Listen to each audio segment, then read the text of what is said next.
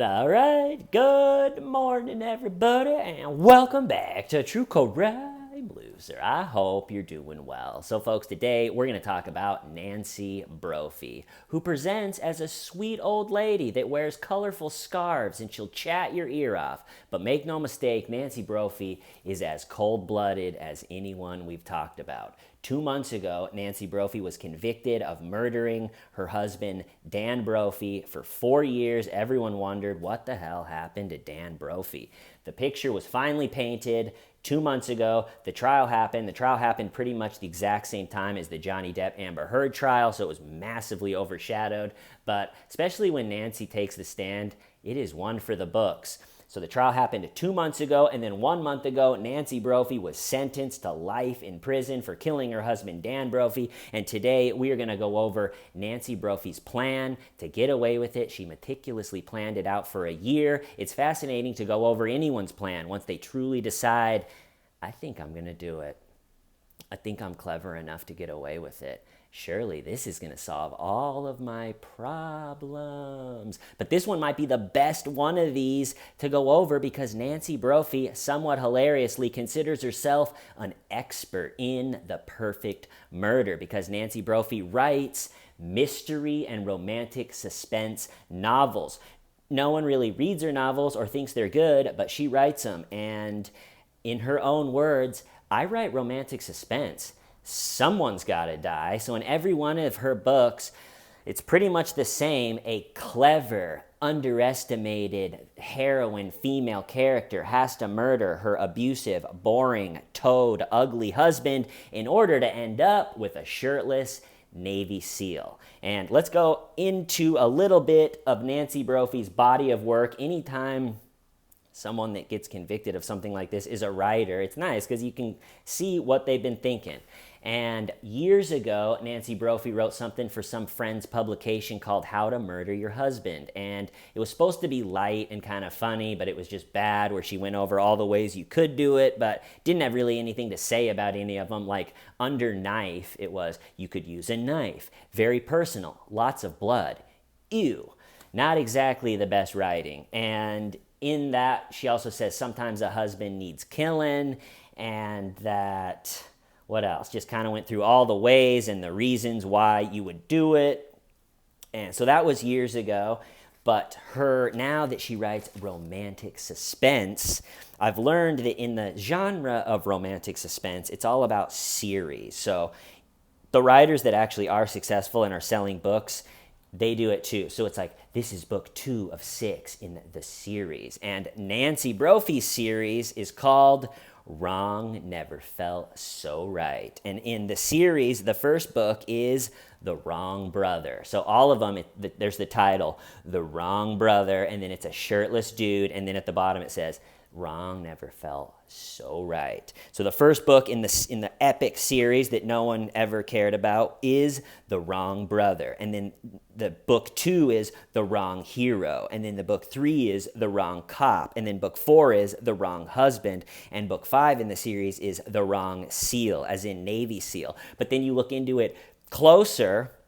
So book 5 is about a Navy SEAL. But book 1, The Wrong Brother, you look at the description, the brother is an ex-Navy SEAL that becomes a security specialist. And then in the second book, The Wrong Hero is also a Navy SEAL that becomes a security specialist. And then the third book, The Wrong Cop, the cop used to be a Navy SEAL that became a cop. And then the fourth book, The Wrong Husband, I think that's the only one where there isn't a shirtless Navy SEAL in it, but there still is a security specialist. And The Wrong Husband, the plot of that one is hilarious. It's this woman is married to a senator, and the senator is not only abusing her, but he is, quote, holding her brain-damaged daughter hostage. And then the plan is the woman is going to murder the senator on a cruise ship and then disappear in Europe. But the cruise ship sinks. I mean, what a wild...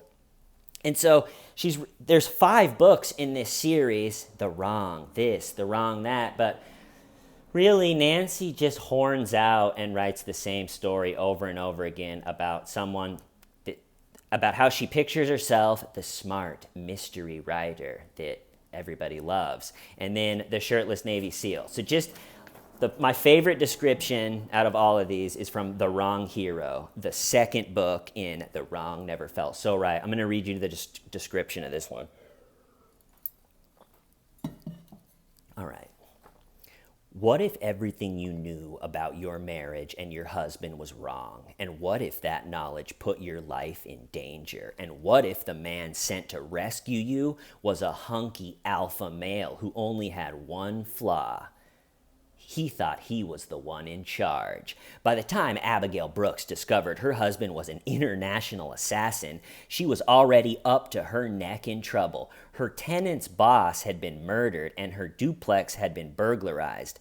Travis Stevens, the sexy, overbearing former SEAL turned security specialist, rides to the rescue, expecting everyone to follow his lead. Instead, Abby sees him as just one more man she can't afford to trust, a bruise to his alpha male ego. While Travis has been trained to see what others miss, his encounter with the mystery writer is as far off the script as one can get. He is intrigued. Forced to work as a dysfunctional team, they first have to figure out who is truly the villain and which version of her husband is the truth. Unlike her novels, Abby discovers that even the most self-assured heroine occasionally must accept a helping hand, and a plan of action never prevents fate from smacking a person on the head. Life is truly what happens when we're making other plans, which I think that's a John Lennon line she ripped off. But anyway, you can see this is just the description she wrote on the back of the book. It's riddled with typos. It's total amateur hour. And when you hear it's her character.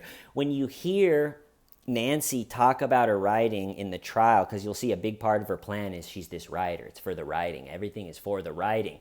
A typical day she paints is she wakes up and her great husband Dan runs out and gets her a Starbucks and rushes it back and gives it to her so she can continue writing in bed. She needs to get some writing done, and she can't she can definitely complain that Dan, her husband's, not making enough money, but she can't take a full-time job. She's got to kind of do gigs because of the writing. I need to focus on the story.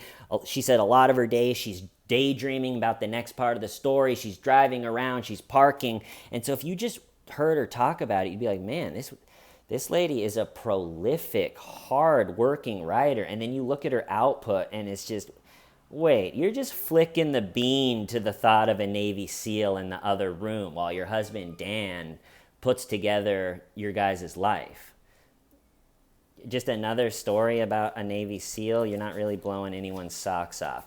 But anyway, that's her writing. Pretty hilarious. It comes back into play. But first, let's go back to when they first met. I'm going to breeze through this part, but we got to get into the mindset that Nancy was in when she officially made the decision to become a character in one of her novels, because her novels aren't really believable and they have a hack mystery novel vibe to them. So the plan that she comes up with also, it's the same as her writing, right? She's only got one muscle that comes up with the story. So all of a sudden, she's the main character in a Nancy Brophy novel. And just by us participating, watching the trial, even by watching this video, folks, I'm sorry to say, we are all officially now in a Nancy Brophy novel. Woo! All right, so Nancy and Dan met like 25 years ago, Portland, Oregon, stereotypical Portland, Oregon couple. They're both very anti-gun.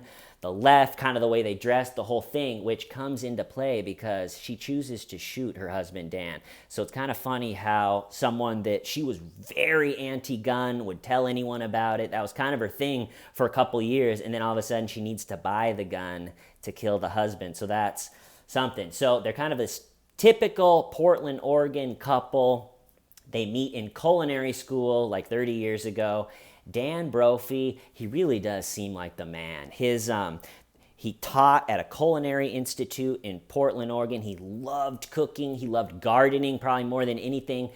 He really loved to produce the food, that whole thing behind it. He saw that the bars in the Portland, Oregon area all wanted these like pickled cucumbers, so he switched his garden and grew the little cucumbers and sold them everywhere. He sold eggs, he had chickens, he had the whole thing. He loved to produce the food and then the science behind it. And when he was young, he worked for really intense kitchens. There's a lot of poor Dan Brophy on YouTube because that Culinary Institute's YouTube channel, he was like the main guy, the main teacher, and so there's a lot of videos on YouTube of Dan teaching students. And at the Culinary Institute, they have a restaurant that people from the town can come to, so it's not totally stress-free. They're running this restaurant. But in an interview, Dan was saying, and I really kind of related to this. He was saying when he was young and he wanted to be a chef, for the first 10 years he worked for intense, high-end restaurants with intense high-end chefs, and he joked that they don't know about human rights, and they don't care if you have concert tickets, and they don't care if you need 2 days off in a row. It's not, if you're going in hardcore chef, Michelin star restaurant type of thing, it's a brutal schedule. So after doing it for 10 years, it feels like to me that Dan Brophy figured out how to make more of a living. Instead of going full out to his income potential and maybe trying to be a head chef, he more figured out, all right, I need to make a living where I'm not miserable. So he's teaching at the Culinary Institute. He's guest chefing at this restaurant. He's actually chefing at this restaurant over here where he's getting paid. He's going mushroom hunting. He's doing his huge garden and producing the food that he can cook with. He's really smart and respected in the sense of there's stories where him and Nancy would go to a restaurant and all of a sudden a dish that they didn't order would be set on the table and they'd be like, we didn't order this. And the person working at the restaurant would go, yeah, hold on a second, the chef's gonna come out. And the chef would come out and go, hey Dan, I'm sorry to interrupt your guys' night, but would you mind trying this dish? We might put it out. What do you think? Too much vinegar? What do you think? I'm sorry to. So he was really respected in the restaurant scene, in the cooking scene.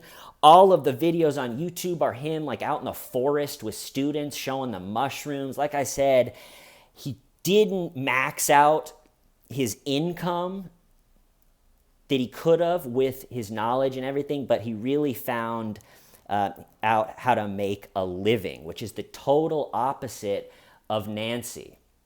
And if you were to, the way that Nancy talks about Dan is he's not living up to his potential. He should be, a head chef in some stressful restaurant where he has to work every day. And she says he needs a cheerleader. He would just sit there silent if I wasn't around. And the way she talks about him is he's this meek, underperforming, kind of sad income guy, when in reality it's totally flipped. He has a community, he has respect, he found out truly how to make a living. And on the other hand, Nancy is angsty and she works these side jobs that she hates because in her heart, I am a good writer. She really has delusional confidence about how special her mind is. I'm this smart, special mind. Everybody underestimates my intellect. And then she thinks, well, since I have such a special mind and this great intellect,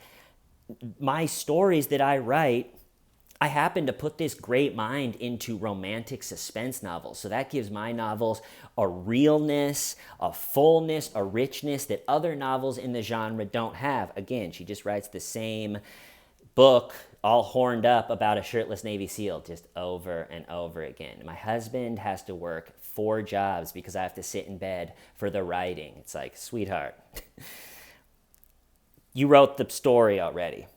Okay, so they meet in culinary school. Dan, like I said, doesn't make a ton of money in his life, but he really figures out how his rhythm, and he's happy, and other people, and he has a community and the whole thing. Nancy goes from, her first thing is she starts a catering company way back. This is in the late 90s, and for a couple years it does really well. But the lifespan of this catering company that Nancy opened is a good representation of how she deals with finances. Couple years it did good, and then it just drowned in debt, insurmountable debt. And that is a, foreshadowing, because Nancy could not get a hold of spending. She, in a way, pulled a late life Gran Amato or a late 60s Chandler Halderson, where behind her husband Dan's back, she just was spending, and he really had no idea. She did all of the finances, so he had no idea how bad it was, and it's getting worse, and the debt is piling up, and their financial situation is getting worse and worse and worse. But I'm getting a little bit ahead of myself. So she starts the catering company, has a couple good years, and then completely tanks in debt. But in her mind, it's like she can't remember the tanking in debt part. It's just, I had a couple really good years with my catering company, and that gave them enough for $50,000 to put down on a house. Dan didn't have any cash to put down, but his parents loaned them 10, or maybe she put 40 down, and the 10 from his parents made 50. But anyway, they were able to buy this house, and fast forward up until now, it had about $200,000 in equity. So I think that $200,000 in equity was maybe a reason that she thought, I don't want to share this with Dan. Or maybe years and years ago, I was the one that put in the 40 grand. So maybe that was one of her reasons to off Dan. But anyway, so she starts the catering company, does pretty well for a year or two, and then tanks. And then she gets into the life insurance portion of her career. And again, she's looking at this as a side gig. I shouldn't have to do this. I'm a talented writer. I'm cranking out the next great American shirtless Navy SEAL novel. My heart's not in this side gig, but she starts selling life insurance, which she gets all knowledgeable on life insurance. So as you can imagine, they get all sorts of policies on both of them. Dan, at the point of when she murdered him, had north of $2 million worth of life insurance. So as their financial life is flushed down the toilet by Nancy and her out-of-control spending, I think that life insurance starts to look really good. Okay, so also when her catering company, this is 25 years ago, was doing well, they went on a month-long trip to Asia, which Nancy said they're at their best when they travel. And I think she pictured her life, just like one of the heroines in her novel, to be spending time in Spain and in the south of France, and then, meeting a shirtless Navy SEAL in Europe for a month or two for something. And they had opposite, right? She wanted to travel and have this exciting, and Dan wanted to have chickens and wanted to have a garden. And so once you have animals and chickens and all of that stuff, it's more of like a homestead lifestyle. You're not going to be doing month-long trips to Asia. It's not, and so she hated that. Nancy resented that. She hated that. She thought that, but she didn't really have any say, right? She's not bringing in that much money. No one cares about her shirtless Navy SEAL novels yet. The Wrong Never Felt So Right series hasn't taken off. And so all she can really be is frustrated with Dan because he's not making enough money, even though his slow and steady salary, teaching salary, and from the side gigs that actually do make pretty decent money, have sustained them much more than 20 years ago. I made some money and then bankrupted the whole company. But I did, she almost held on to that as I am the crafty one with money, while Dan is the sad one underperforming. But Dan is just having a great life. He's in the rhythm. He's doing his thing. He has his dream job teaching at this culinary institute. And so Nancy is more just becoming rotten. No one cares about the novels. She's thinking, she's trying to write them, but no one cares. She hates the life insurance job, and then she moves from that job into a Medicare rep, which they work really hard for a couple months and make some good money for a couple months. But again, it wasn't enough to really help them out financially. So slowly but surely, they got into bad financial trouble. At the same time, Nancy is feeling bored. She's feeling angsty. She hasn't gotten the kind of the creative outlet that Dan has. She doesn't have the group of friends. She doesn't have the respect Dan has. She blames their financial woes, even though it's her, just can't stop spending, blowing the money, blowing the retirement. She can't stop. It's getting bad. And so we get to her mindset now where she's picturing, all right, because think about it. Dan was so good to her. To wake up, I mean, he really took care of her. To wake up on a work where he has got to work his, the job. He rushes out, gets her a Starbucks, brings it back so she can do more of her vapid writing that no one's ever going to read. I mean, I couldn't find anything that said Dan even one time in the midst of being angry said, what is with this foolishness writing? Why don't you get a job? You talk about me like I'm this sad person that needs a cheerleader. I would never accomplish anything. Why don't you stop flicking the bean to the shirtless Navy SEAL and help us? I can't find any evidence that Dan ever did that. He let her do her thing. She got to play writer. I mean, it's pretty crazy, but she is resenting Dan. She wanted to go to Portugal. She wanted to retire in Portugal, which seems to be one of the last straws on the camel's back. And Dan, I think, was like, no. I mean, I got my whole community here. I got my dream job here. We have animals. We have chickens. I sell eggs. He had a stand where he would sell eggs and sell stuff from his garden. I'm not moving to Portugal. And she's just bored, and she doesn't like any of her side gigs, and she resents that she has to do them, and she resents the fact that her friends are having success writing these romantic suspense novels, and she hasn't. And I would assume, thinks to herself that divorce is not an option because, one, she has nothing going really financially. She works a couple months a year doing the Medicare rep and then the novels that no one cares about. Dan would have just kept going the same or even better because he wouldn't have had Nancy bleeding all the money he makes, and he was one of those people that didn't really pay attention to the finances. Nancy did everything, so I think he kind of thought everything's good while Nancy, the walls were closing in financially. And so Nancy's thinking, I can't get divorced because that's when everyone's going to find out how truly bad our finances are. Also, everybody loves Dan, and so all of our friends are probably going to side with Dan. Also, the $2 million life insurance that I set up. And so even though there's not any great reason that comes up, you can kind of see her line of thinking, okay, divorce isn't an option, this isn't an option.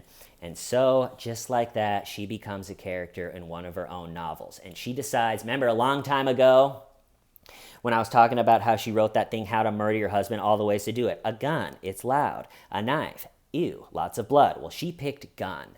And so now, how do you get a gun if you have been very vocal about being totally anti-gun and your husband is also totally anti-gun? So she starts selling it to Dan as, we got to get this gun. She had a meme that she referenced that said, if people like us, the Portland people, if everybody else gets guns and we don't, we're going to be the only ones without a gun. And still Dan, her husband's going, I don't know, do we need a gun? And she's going, I think we need it for protection. And God knows what Nancy said to poor Dan. So in Florida, they buy a Glock 9 and they bring it home. Nancy tells stories where they brought it home and they're looking at it, and Dan is looking at it and he's pointing it out the back into the backyard. And just imagine how psycho that is. She buys this gun knowing full well what she's going to do with it, and then she hands it to Dan, the gun that took his life, that was used to execute him. And he's sitting there handling it and aiming it and being like, it weighs kind of a lot. Okay, so she gets the gun. This whole thing takes a year. So first she gets the gun. Secondly, now is where it starts to sound like a hacky mystery novel. So her big plan is, ready for it?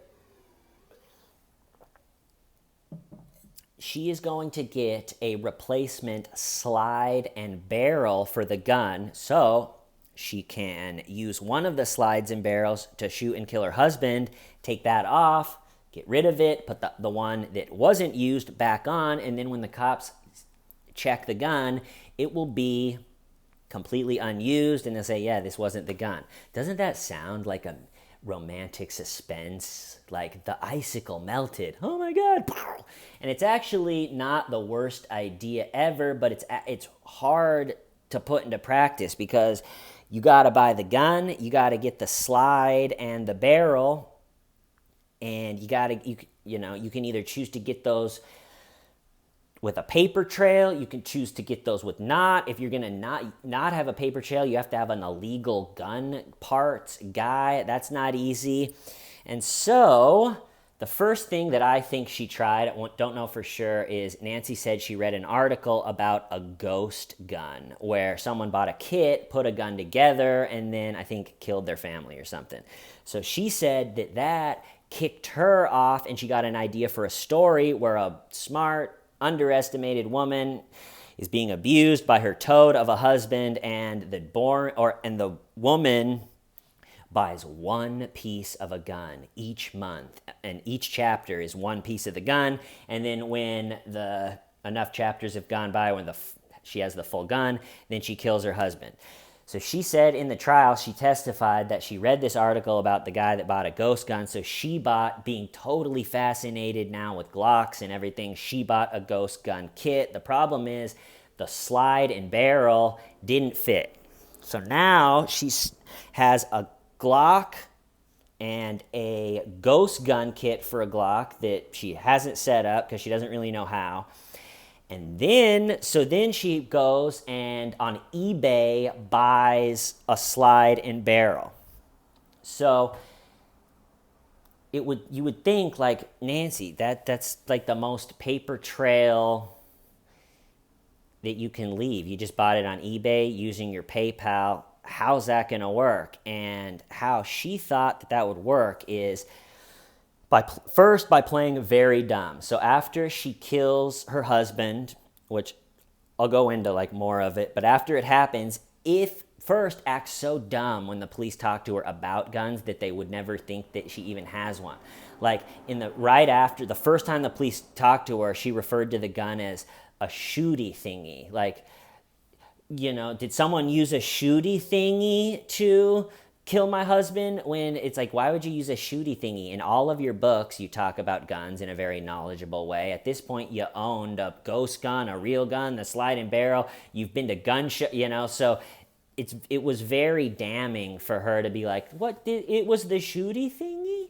But she told the cops in that one that they had bought a gun, but they brought it home and they hated it, so they just put it away. She was trying to distance herself as far as possible, hoping that they wouldn't even think she has a gun. But if they do, then they give it to her. She would give it to them like, we bought it, we regret it, here it is, test it for the murder. And if they kept prying and kept looking and did find you bought an extra slide and barrel off eBay, anything extra that they found, she wasn't going to volunteer that information. Anything extra they found, she would go, it's for the writing. Research for the writing. I'm writing this story. She has to switch it because remember at first she told the police, we hated the gun. We immediately just got it home and hated it and then put it away. And then they go, well, then why'd you buy a ghost gun? And then why did you buy a slide and barrel after that if it just scared you and you hated it? So she had to kind of cook up this story. It's like, well, at first I hated it and was scared of it, and then I got fascinated by it, and then when I'm writing a story about something, I really get fascinated by it. So I'm doing the writing, I want to do the research. Again, it sounds like she writes actually books that are worth something. She's going, I need to do the writing, I needed to buy another slide and barrel. Okay, so that's the plan. Kill Dan and then switch out the slide and barrel. And so if the cops do find out she has a gun, it doesn't test positive. That, in her head, the switching of the barrel was it. She thought she had read enough police procedure books and been to enough police procedure classes that was going to be enough to let her live a free, carefree life after the murder with the $2 million, sell the house, get the $200,000 equity, and be off on her own in Asia or Portugal, wherever she wanted to go, living the excited life, possibly with a shirtless Navy SEAL. Who knows? Okay, so then she had to decide when she was going to shoot her husband, Dan. And she had told someone 5 years ago that the Culinary Institute where Dan works doesn't have cameras. I'm sure it came up with her husband, Dan, at some point too. Like, yeah, they don't have cameras inside the Culinary Institute. They probably should. There's a lot of stuff to be stolen. You would know years and years. Her husband was a part of that place for 30 years.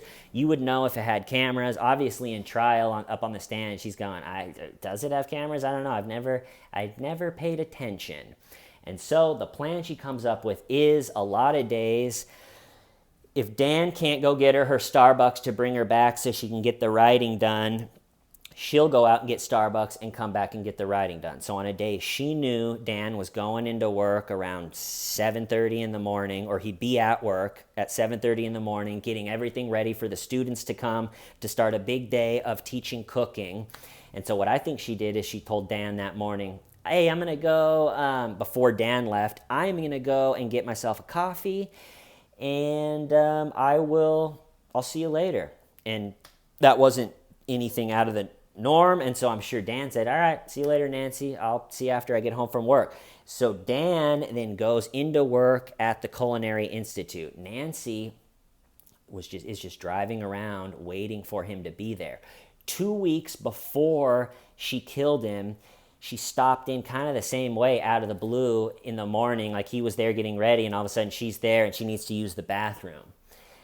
And so she either did that again and went and used the bathroom and then came out of the bathroom, and when his back was turned, I don't know if he was doing some dishes in the sink or getting something ready, she came up and she shot him in the back a couple times, and then he turned around and I think she shot him in the chest. So she either did the same thing as she did 2 weeks ago, where she said, I got to use the bathroom. Hey, I've been out here. I've been getting a little writing done. I'm getting a coffee. Can I use the bathroom again?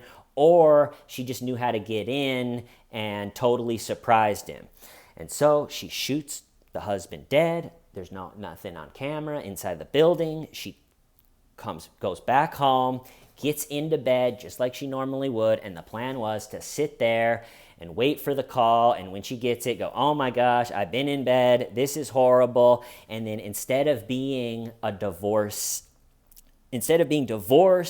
with all of their friends on Dan's side, everyone figure out that she tanked financially, all of this stuff. Now she gets the support for being a widow, and all of their friends come together, and everybody gives her the sympathy, and she loves it. She loves every bit of it. She loves everybody, coming together for her. So sad. She sells the house.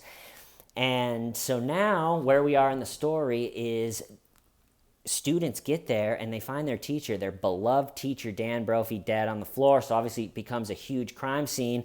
The police rope the whole thing off. As you can imagine, Nancy, who is, picture that morning. I mean, now she's sitting in bed waiting for the call. She testifies that she can't remember when the call came in, can't even remember who told her that her husband had possibly been shot, which is totally unbelievable. Anyone that's gotten news like that remembers all of it. And so she testifies, I know it was June 2nd, but I can't remember who called, or I know I was in bed. Maybe Valerie called or something. And so once she gets that call, right, she's got to put on a big show of the widow. I was just laying in bed writing my shirtless Navy SEAL story, and I got this call. I'm so sad. I'm so pathetic. I can't believe the universe did this to me. And so She gets the call, oh my God, and then the first thing she does is she calls Dan Brophy's mom, the man she just murdered. She calls his mom because she says, quote, I wanted someone else to worry about it with me. This is when she's pretending to be innocent. I can't get over that. I mean, what a lady, right? So she calls the mom, talks to her. Yeah, wonder what happened with your son. Are you scared? So then Nancy goes down to the Culinary Institute. No one knows that she did it at this point, so they're, hugging her. They're saying, come over here. They're getting someone to talk to her. They tell her, and then they bring her in for 45 minutes of questioning. I can't find it. I'd love to listen to it. If anyone knows how to listen to it, let me know. But in that one, that's where the interview where she just acts like a total idiot about the gun. They asked her if she has a gun, but she totally downplays it. Yeah, I think we do, but we never pull it out. It's this thing. It's not like, yeah, I'm totally fascinated with guns and parts and everything. That's when she said something about they used a shooty thingy, and they're trying to calm her down, and they let her go home. All the family and friends come together. So now let's pretend that we're the homicide detectives on this case. They're sitting back at the station. They're thinking, no one hated Dan Brophy. Why? Who would do this? And they don't have too many leads. There's no cameras in the building. They have an absolute mountain of surveillance footage from the streets around there, just the city's surveillance videos. They have hours and hours and hours of footage to go through, but that's really the only plan they had at that point. And then all of a sudden, this is a day and a half after they found Dan, and then all of a sudden the phone rings. And they pick it up, hello? And it's Nancy, and she's going, hi, this is Nancy Brophy, wife of Dan Brophy. Would you guys mind writing me a letter that says I'm not a suspect, I definitely didn't do it, I'm not being looked at as a suspect at all, so I can get the life insurance? And she had told the police in that 45-minute interview that the biggest life insurance plan she had on Dan was $40,000, when in reality it was north of $2 million. So she was trying to play that down, play dumb. So just a day and a half later, would you mind writing this letter that just says I'm totally cool on this whole thing? Thanks. And so the police, for the first time, are thinking, yeah, that's weird. That's a little bit weird. A day and a half, and then they looked into it, and the life insurance was way bigger than they thought. And then, so now Nancy Brophy is being looked at more as a suspect. And this is the part where the expert in the perfect murder, the plan, oh my gosh, we're going to switch the barrel. No one's going to know. Oh my gosh, I'm going to get away with it. I'm going to be in Asia soon. They're going through the surveillance footage, and there's footage of Nancy Brophy driving her van down there with white stringy hair and her night shirt in her van, driving around the Culinary Institute at the exact time.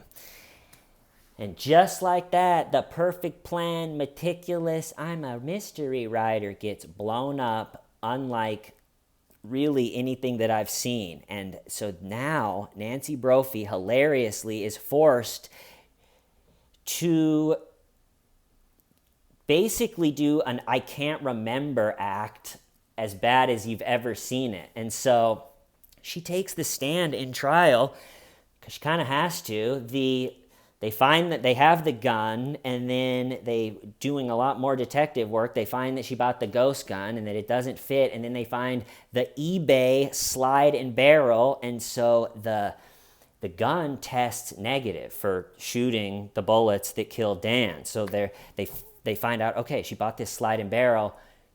Where is it, Nancy? Where's the slide and barrel? You saying you bought this for your writing, for research, the whole thing? And she just goes, I don't know. We lost it. It looks like one of the good old-fashioned we lost it scenarios.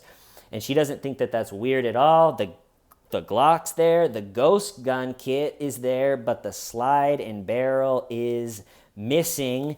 And then when they say, well, why would you buy a slide and barrel? It's pretty damning evidence. The counterpoint to that is, nope, it was research for her amazing writing career. But the more of it's just insurmountable is her driving in her van within 6 minutes of the murder. And so it gets to the trial. The circumstantial evidence is it's bad, right? The gun, she bought the barrel, her stupid books, and then all of a sudden she's not sitting in bed all day, right? They have her out driving around. And so you're probably wondering, how does someone get up on the stand and talk for 9 hours and just go, yeah, I can't remember. I was in a blacked out stupor. That's why her testimony is one for the books. And we're going to talk about it. But just think, so now what she is forced, her story, which was not terrible, it's not great that they know that you bought the slide and barrel, but they can't find it. She was able to get rid of it. She had wrote in one of her books that she hid a gun inside of appliances. So they had to read her crappy novels. They're ripping open her appliances. They can't figure out where she put the slide and barrel. But Nancy still, even though they can't find that, has an uphill task, because just picture it. It's going, okay, Nancy, so you woke up that morning and you had said you were in bed, but there's footage of you driving your van right next to the Culinary Institute. And so at first she denies that that's her. You can't, after a while, it's definitely her in her van. So then she goes, I have no memory of that. They start calling it retrograde amnesia, which she's saying the news from hearing about Dan's death was so traumatic that she forgot, mind-blowingly, that exact period of time. Her memory is crystal clear all the way back to the late 80s, all the way until now. Every moment, she'll tell you a story. She'll go on and on and on, except that one moment or that one period where she's caught on camera. And what gets ridiculous is it's like, okay, so you had said you're laying in bed writing, and so now you're definitely not. You're driving around. And she's going, yeah, it took me a long time to get there, but that is me. I was driving around. And so the question is, well, what were you doing driving around in a blackout stupor, in your nightshirt? You have zero memory of it? She's going, yeah, I drive around a lot. I got to do a little writing. I'm sure I was just writing, pulling over in parking lots and doing a little writing. It's for the writing. And going, well, if you have zero memory of it, how do you know you didn't go into the Culinary Institute and shoot your husband? If you're just in this blacked out zombie stupor for your writing, how do you know you didn't do it blacked out? Oh, I definitely didn't go into the Culinary Institute. Well, how do you know if you don't remember anything? Well, if I did go in, I would remember, and so therefore I don't remember. And it's this like, wait, what? And she's stuck up there going, yeah, it has to make sense. If not, I'm in huge trouble. And it did not work. Like I said in the beginning, she went down in flames. Got convicted, life in prison. She's 71 years old, so we'll see how many years she has left. But I'm going to cut it off there for this one. Next week, we will go over, how does someone just say, I don't remember, the way she does? How does that go? We're going to go over her testimony. Like I said, it's one for the books. I'll see you next week. Why? Starving why? Shamita.